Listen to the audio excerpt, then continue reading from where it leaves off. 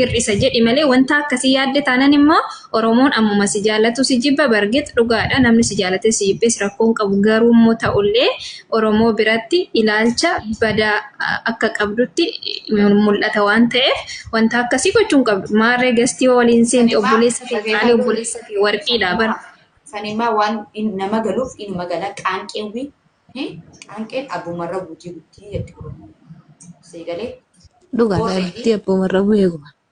Ibiddi abbumarra bu'ee guba already namni jaalatee inuma jaalatti waan nama gootu beeka inuma qiimaa jaalalaa beeka nama tokkotti onnee irraa jaalatee jireenya hundee fuulduraan maratatte isa kan argachuun qabaatte sammuu deetti himte gaafa namni sana argee jaalalleen qabaa jaalatti hin danda'u obbolummaan asiin jee isa kana deemuu dandeessu waan ta'eef kanarratti yoo na jibban amma hana jibbanii. Dhugaa dubbachuuf firummaan hin battu. Sigalee ati nama tokko ol kaatee maratattee jireenya hundee fuulduraan san jaalalleen qaba siin jee isa faana meeqamee deemuu dandeessan bita san bu'imee yeroo isa galtu miira biraa keessa galtu. Ati miira jaalalaa san keessaa beektu miira obbolummaa yeroo hunda gadi akkamiin baata onneedha bara onneen nama jaalata malee garaan nama jaalata malee wayii afaan gaafa si'iif immoo iddoo guddaa kan qabu kan jaalallee kee kan abbaa manaa kee hanga dhumaamma lubbuu keetii waliin jiraattan kan abbaa ijoollee keetii kan ta'u kan jaalala dhugaa siif qabu gaafa argatte isa hin dagatta ammaaf garuu yaali andanyaa immoo amantaa keetiin du'aa eegodhi. Obboleessa koo qaalii kana yaada biraa keessa akka na baaftu miira biraa keessa akka hin galle ati na gargaari yaa rabbii koo jedhitoo du'aa godhi malee kaza kan raaf immoo hojii agarsiisa boonsi Oromoo boonsi nama mana akka kana iddoo guddaa akka geesseetoo Oromoo boonsitu akkasuma dadhabbii isaa kanallee si dadhabeera si gargaareera asiin si ga'eera so isa kana akka gammachiistu abdiin qaba malee yaada Kasi yaaduma isaatiiyyuu ati kanaan booddee waa'ee hojii keetiif of sappoortii si goona koppii linkii godhama. Akkasuma hojii keetirratti tukuratii godha. Fatiin argine dhugaa siin jedha. Hin bareeddu siin hin jenne hin bushooftu siin hin jenne wallaahi laazim. Arafaat. Sii galee kanan dubbatin lubbuu. Obsa. Wallahi dhugaadha. Haali akkanaa kun sirraan eeggamu. Namni dhiirri garii mee hubadhu laale lubbiyyee laale dhiirri garii hish hin bareeddu hin bushoofti naa hin bareeddu hin bushoofti siin jedha. Samira. Seegalee kana bootaan kenniniifati akkana illee hin jedhin kunis sirraan eeggamu hadhaa bakka kana si geessee akkana jechuun sirraan eeggamu Samira.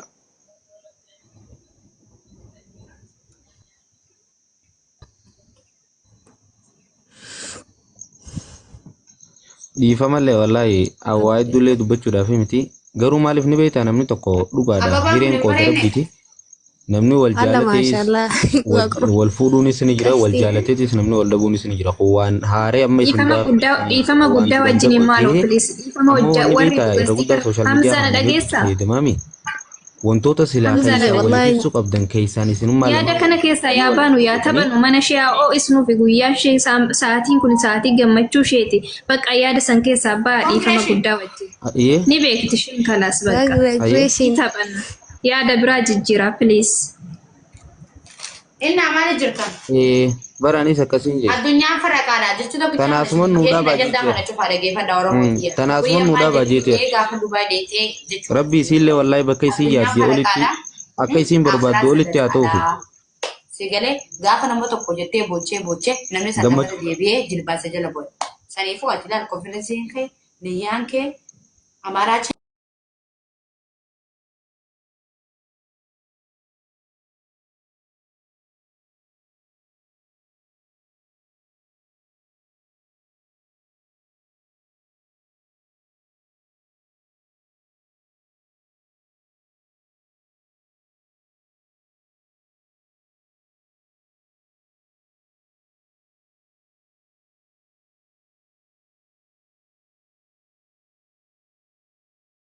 Ni bitta dhugaa rabbii. Fatishaa wajjin nu maseetaan waliin illee seqama guyyaa gammachuu kan kee. Laatun immoo Fatishaa itti nu isa keessaa ba'uuf jennee tolli odeessina argaate bo. Achitti uummata deebisuu feeti. Taate inshallah. Waan dandeenyu namoota inshallah. Biqinaa dhaabbanne yaadaan taatus. Yaa amma sabbartuma wal godhu baramoo wanti biraan jiru. guys share wali goda merra congratulation lu biyo kono Dubai jetti rabbina kabade kabaga inshallah Sitole mau ini bitoma. Gaffaafi. Diisa shawaka okay. Gifti warri qabullee na gaffawo. Gifti fidaa edina shi qaldiin hin jiru zime dha. Gamal biya amma ni beeta nama konkab natole mau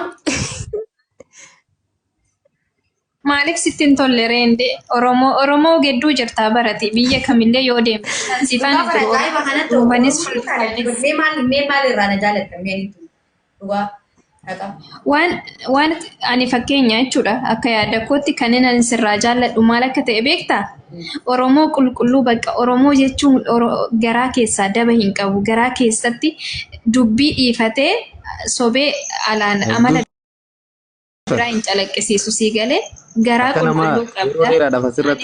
Waan dhugaa dubbattuuf kan keeti bakka. An dhuguma dubbachuu kan keeti. Yeroo taphattullee bar dubbiin kee jechuudha. Yoo na amma fakkeenya ijoollee baay'een koomentii irratti amma osoo hin taane yeroo viidiyoo kee jalqaba ishee gowwaa kana maaloo kana jedhan garuu dubbiin kee yeroo taphattullee waan amala gowwummaa sirriitti nagarre maaliif dubbii eeggattee taphatta si galee waan nama kofalchiisu akka koomediyaanitti hojjettaa bara akka nama diraamaa hojjechaa jirutti hojjettaa bara uummata bohaarsite dhugaa rabbiin siin jedhaan jechuudha. Ganama gara barii rafa. Feeti YouTube dhaqee waan sibiifatiin asirratti laala jedhu. Kompleetiin doyedenta maali? Asitti ilaalaa bulee jechuudha. Laayivii keessa sinuma bira bulee tana yeroon Facebook irratti argamu akka haraatti ilaalee qofa kolfa bakka. Maaliif waan komedii warri diraamaa hojjetu iyyuu hamma qulqulleessiin hojjetu akka nama iskiriiptii qopheessee sanatti maashaallah taphattu ko. Laal warraan sallii mataa barbaadan warraan tan dabbaa namaa baasuu barbaadan warrootan maal qofa serious dalagaa jireenya jira kireema adda addaa kafuulaa sallii mataa namen na biratti argamu warri Duubaa jirtan baareen Kaatar minaamen biyya hunda erguu dandeenya waan ta'eef laraa xalabadhaan isin jira. Ye hojii kee akkasitti beeksifadhu. Isaanatu bishata baasan. Dhufaan jira jedhiitii hojii kee beeksifadhu. Waan dabbaa sana nuun barbaada. Jaarsi isaan malee affeera. Isaanatu bisi. Nama dabbaa san feeta.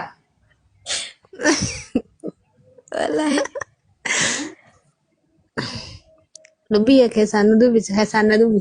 Wallah. Follow warra qabnaan hundi keessaan naa barreessaan deema. Warri barbaadda waan akkanatti barbaadda jaati. Amma keessaan naa barreessaa bikka jirti. Salleenni mataa nama garsaa. Rifeensa ni baasa. Kan warra dhiirotaa ta'uu ni jira. Dawaa forfoo jettamoo waan barbaadda mara na biratti argama. Kireema fuulaa jettamoo waan hunda amma keessaan na barreessaa isin biyya sanitti erguu danda'a. Awwaa sadiin sedhaa madda laalla. Kireemaa fi ichumaan gisee dhufte. Serious qalbii miti yaa.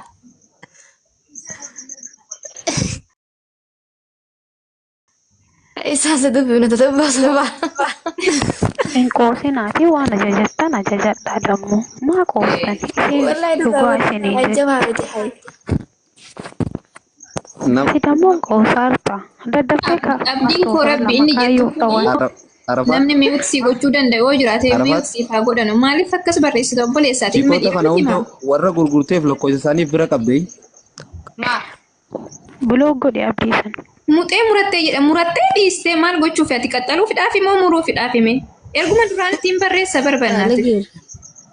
Siddi obboleettii qabu kun deeme obboleettii kee gaafadhu boo. Baalagee wayiiti waan sakachaan.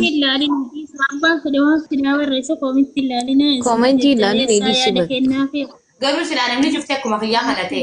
Koomentii jalaa deebi'aati. Hin ta'u bara silaa akkas ta'e addunyaan tun bara kanan taatu silaa namni tokko akka nama yaanni nama tokko ta'e.